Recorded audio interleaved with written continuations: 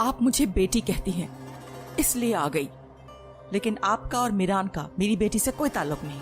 अगर तुम्हारी बेटी को नुकसान पहुंचाना होता तो अब तक इंतजार न करती और ना ही मीरान करता। होटल में बेटी के दरवाजे के बाहर इंतजार करने का कोई फायदा नहीं। मेरा मसला तुम्हारी बेटी नहीं, तुम्हारा बेटा है।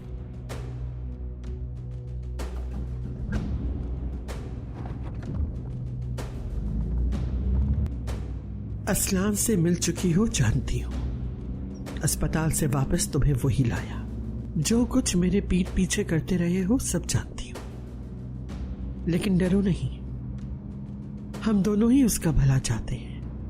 अगर आपने मेरे बेटे को मुझसे दूर करने की कोशिश की तो मैं आपकी जान ले लूंगी। ऐसा करने का मेरा कोई इरादा नहीं। उसे दूर भेजने का मकसद उसकी हिफाजत था, लेकिन अब हालात पहले से काफी मुख्तलिफ हैं। अगर ऐसा ही चलता रहा तो उसका जिंदा रहना मुश्किल हो जाएगा। आखिर आप चाहती क्या हैं? कहीं आप असलान का इस्तेमाल तो नहीं करना चाह रही? पहले आप मीरान की दुश्मन बनी हुई थी और अब आप असलान के लिए मुश्किलें खड़ी कर रही हैं। मैं नहीं, तुम्हारे बेटे को ही अपनी जिंदगी की कोई परवाह नहीं।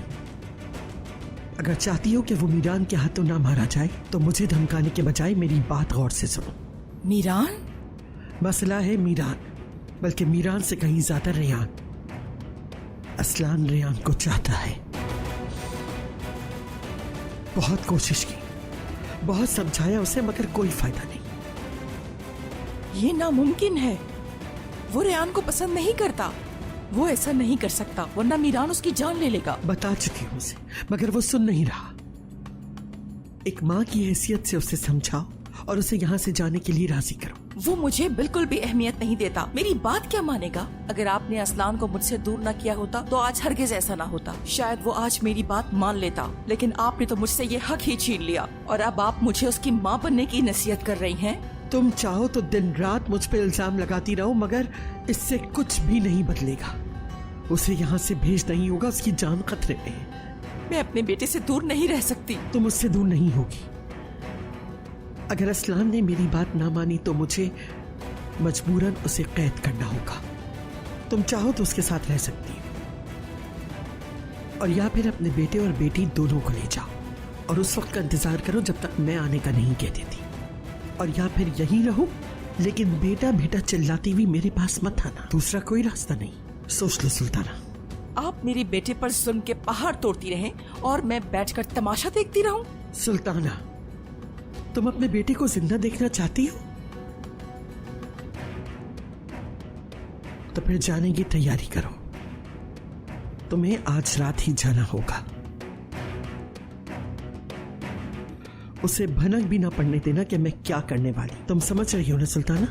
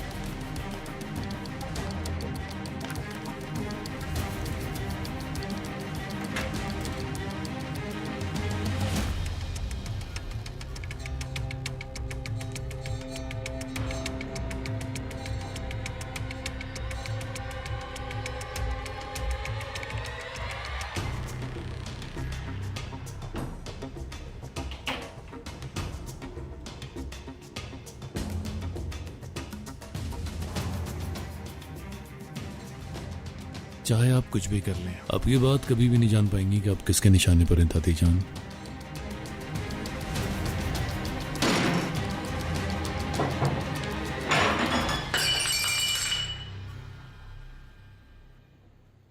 क्या हुआ महफूज? सुल्ताना साहिबा आई हैं, तुम्हारा इंतजार कर रही हैं। ठीक है, अभी आता हूं।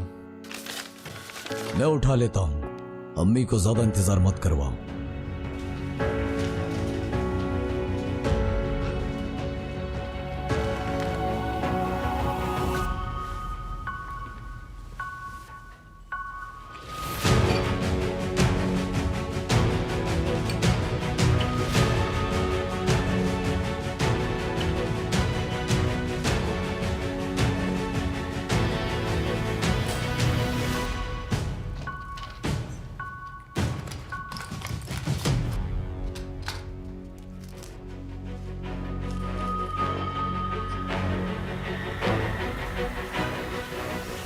डॉक्टर की इजाजत के बगैर कहीं नहीं जा सकते।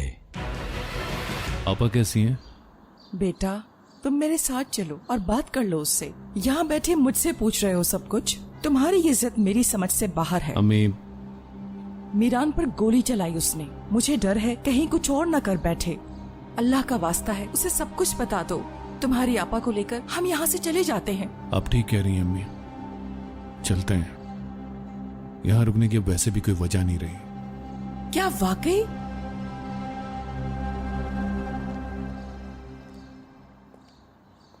महफूज, तैयार हो जाओ, कल हम यहाँ से जा रहे हैं। और दादी जान, उनसे इंतकाम नहीं लेना। कितने लोगों को उन्होंने दुख दी है। इंतकाम लिए बगैर यहां से जाना चाहते हो। और मीरान तो ये भी नहीं जानता कि वो शादोलो खानदान से है।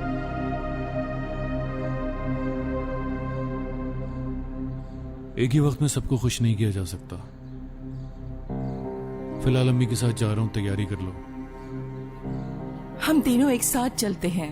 गोनल को सब कुछ बता देना चाहिए, वो बहुत ज्यादा परेशान है।